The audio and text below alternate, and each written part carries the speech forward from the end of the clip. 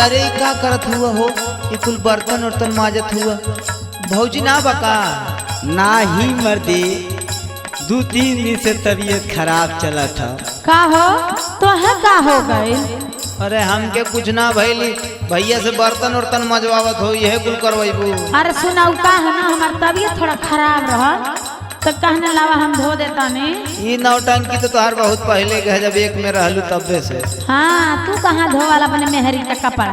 हम का करे धोई? हाँ हमार मेहरारू इतनी लायक आके है। हमरे मर्द चढ़ावा मत भाग जाई जैसे। बड़ी गरमात हो। हाँ तब का अपने घर में जाके जब और बाथरूम में कपड़वा धोवा मेहरारू तब नहीं कहला पछवा लगावाला। अब वहीं की तबीयत ये ठीक हो गई हो तो हाँ, बड़ा आइल बाटे बोले चला आया चढ़ावा जी। भैया से मजवावे के रहे तो तबीयत खराब रहे, हमसे लड़ाई के बाद तबीयत एकदम बराबर टना टन है। देखा हमारे सैया जी के भरमा मत ज्यादा चढ़ावड़ा मत, अपने घरे जा। देख ले अनिल भैया वोल्टेज कितना हाई बा, कहत हो तबीयत खराब बा महाराज है। चला चुप रहा तना सुन ली है तो एको काम ना करी, चुप रहा। जा जा छोटकी बोलावत है जइबा जा घर। सुना हमार बतिया। हाँ बोला बकर बकर तोहरा बोला ही तो आवाला। अरे मेहरारुन के, अरे जो तू अपने घरे मेहरारुन के आइल बा जमानावा हो, अरे जमानावा हो भैया बनवाई घर में खानावा। मेहरारून के आइल बा जमानावा हो, और जमानावा हो भैया बनवाई घर में खानावा। मेहरारून के आइल बा जमानावा हो, और जमानावा हो भैया बनवाई घर में खानावा।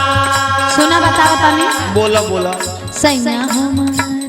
सैया हमर हमें के सोहाता हो। सुना हो? अरे बहुत सुहात तब न बर्तन माजता। हाँ हाँ सुना सुना, चियर बाऊ के आसा के खड़ा हो जाइए दुआरी पे, कचर कचर तकी है बस। बस सुना। ये तोहार फूल झड़ी इसमें देख के हाँ। अनिल भैया के चश्मो लाग गई। हाँ हाँ ठीक बा, कम से कम खुल तो गई लखिया। हाँ। सुना सैया हमर है, सैया हमर हम के सोहाता हो, देवर काहे तोर भभाता। सैया में हमके सोहाता हो, सोहाता हो देवर काहे तोर भभाता। सैया हमर हमके सोहाता हो, और सोहाता हो काहे देवर तोर भभाता। अब भयबे न करी हैं, बतावा। बड़का भैया बर्तन मजी हैं, छोटका देखी तो न पिराई हो। नहीं नहीं बहुत तहरा पिराला, एक में रहला तो ना पिरात रहल। एक में रहना तो पूछा कब बर्तन मजले रहना का। अरे अपने मेहरी से पूछा, यहाँ मत आवा। हम देखले हैं हमार मेहरारू बर्तन ना मजले। चला चला वही जा जा जा भागा ए कर चलिया वाला। आज बर्तन धोली है पक्का पता, काल पेटीकोट वो धोई है। अब तू धोवाला तोरा बुझात ना है? हमारे लगे पेटीकोट पहनवे न करे तो का पहिरावाला जींस का मैं कसी। हाँ तो मैक्सिया ना धोवाला। कुल काम आराम से चला होला। चला बोला मत, आगे बढ़ो। सुना कहा अपना बैठल हुकुम चलावे, घर में रोज कानून सिखावे। अपना बैठल हुकुम चलावे, घर में रोज कानून सिखावे। अपना बैठल हुकुम चलावे, घर में रोज कानून सिखावे। मारे पलंगे पर जमहाई, हरदम आवत रहे ओ भाई। मारे पलंगे पे जमाई, हरदम आवत रहे ओ भाई। मारे पलंगे पे जमाई, हरदम आवत रहे ओ भाई। और चबावा में ने पूरा से चनावा हो, अरे चनावा हो भैया बनवाई घर में खानावा। बाबा मैंने पूरा से चनावा हो, अरे चनावा हो भैया बनवाई घर में खानावा। बाबा मैंने पूरा से चनावा हो, अरे चनावा हो भैया बनवाई घर में खानावा।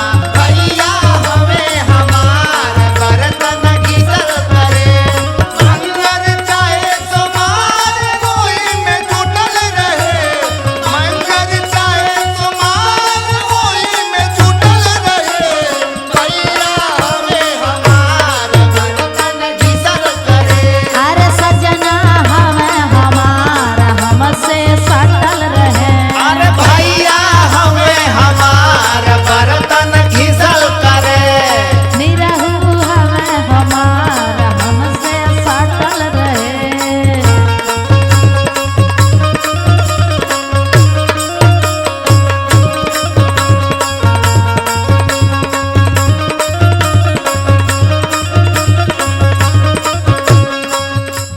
सुना ये तोहार जौन हुकुम चलेला ना रोज ये ढेर दिन चली उली ना। अब छोटकी से हम कह देता नहीं तब तोहरा बुझाई। बिहे करो ना अपन घर जरते बा दूसरे के बोहार दा। अरे तू हमार घर फूका तारा तोहार छोड़ब हम तोहार घर फूकता नहीं कि हम अपने भाइयों के हाँ समझावत। हम अपने देवरनिया समझाई सुना। हाँ बोलो।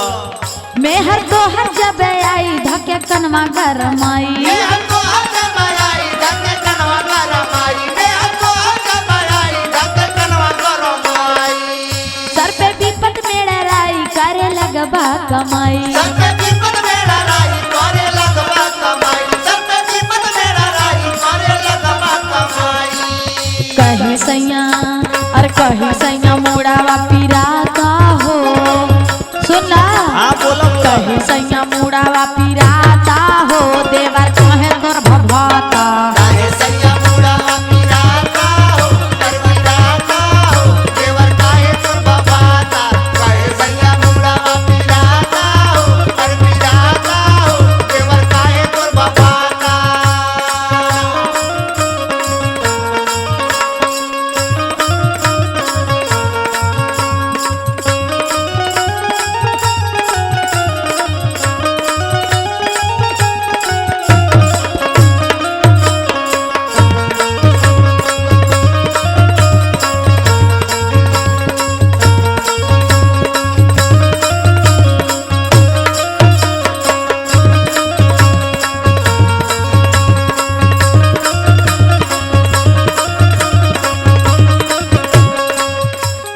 सुना का हो तू एक में रहलू तू जवन जवन कर्म कैले हो हमनी के कुल पता है।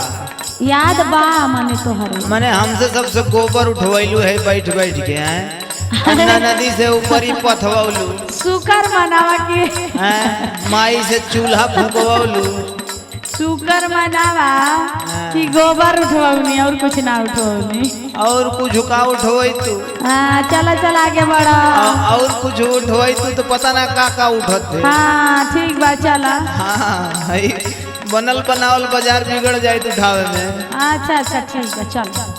सुन तो हर कर्म सुना दे तुमके। अरे बोला अब तोहर कर्म में बताई ना। हाँ सुन बोला देवरा से गोबर उठवावे नदी से ऊपरी पथवावे देवरा से गोबर उठवावे नंदे से ऊपरी पतवावे देवरा से गोबर उठवावे नंदे से ऊपरी पतवावे चूल्हा सासू से पतवावे लेवा लइकन से लगवावे चूल्हा सासू से पतवावे लेवा लइकन से लगवावे चूल्हा सासू से पतवावे लेवा लइकन से लगवावे और सुन का हो अरे माजे बुढ़ऊ बुढ़ऊ माजे बुढ़ऊ दादा बारा तनवा हो भैया बनवा घर में खानावा माजे चावल दादा बारा दानावा हो बारा दानावा हो भैया बनवा घर में खानावा माजे चावल दादा बारा दानावा हो बारा दानावा हो भैया बनवा घर में खानावा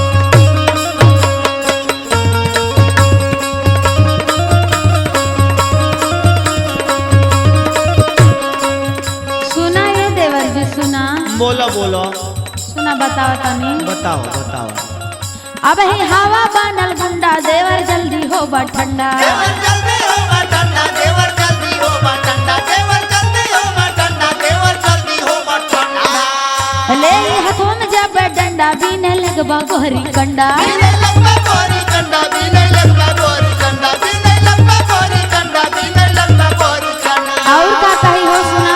बोला बोला अरे कही हरदम हाँ कही हरदम होठावा झुराता हो सुना हो हाँ हाँ हाँ कही हरदम होठावा झुराता हो कही हरदम ओठावा सुखाता हो देवर काहे तोर भभाता काहे हरदम होठावा सुखाता हो और सुखाता हो देवर काहे तोर भभाता काहे हरदम होठावा सुखाता हो और सुखाता हो देवर काहे तोर भभाता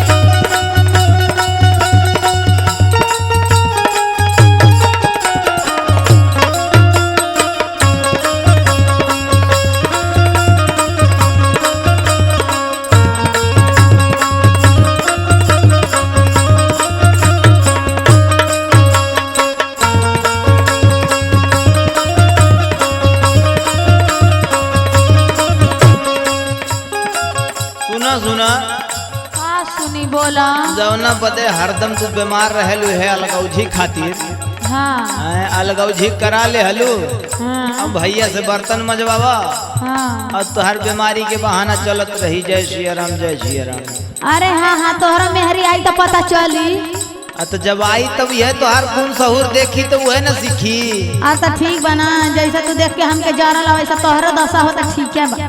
हाँ हम तो के देख के जरीला तू हमरे दुल्हवा के भड़कावाला भरल कनवा ठुकाला तोहार जब मेहरी आई है तो ने हम भर घबरा मत ने मारवाउली तू तक कहिया अब यह कुल तो करबे करबू ये कुल कर पड़ोसी के घर जरे पड़ोसी खुश तू ही तो मेहरारू में घुस घुस बकबकाला तो माने भैया के तकलीफिया देखल ना जाला तो का करे। अच्छा अच्छा तब भैया भैया बहुत कराला चला बोला जाए अनिल भैया तोहरो किस्मत फूटले रहे टूटल ना रहे जाग गइल रहल कि हमरे ऐसा मेहरी पा गइल ना हाँ बर्तन धोए के पड़ता और कितना अरे जाए। अच्छा चला चला सुना सुना बोला रहे हरदम बीमार भौजी करे बादे उ अलगौधी कारे बादे अलगौती कारे बादे अलगौती कारे बादे अलगौती कारे बादे अलगौती पहली धारा में मन मौजी छाने पूड़ी और कलौजी छाने पूरी और कलौती छाने पूरी और कलौती छाने पूरी और कलौती छाने पूरी और कलौती रहे हरदम बीमार भौजी करे बादे उ अलगौजी पहली धारा में मन मौजी छाने पूड़ी और कलौजी अरे बाटे संदी का कहला है अरे बाटे संदीप अनिल के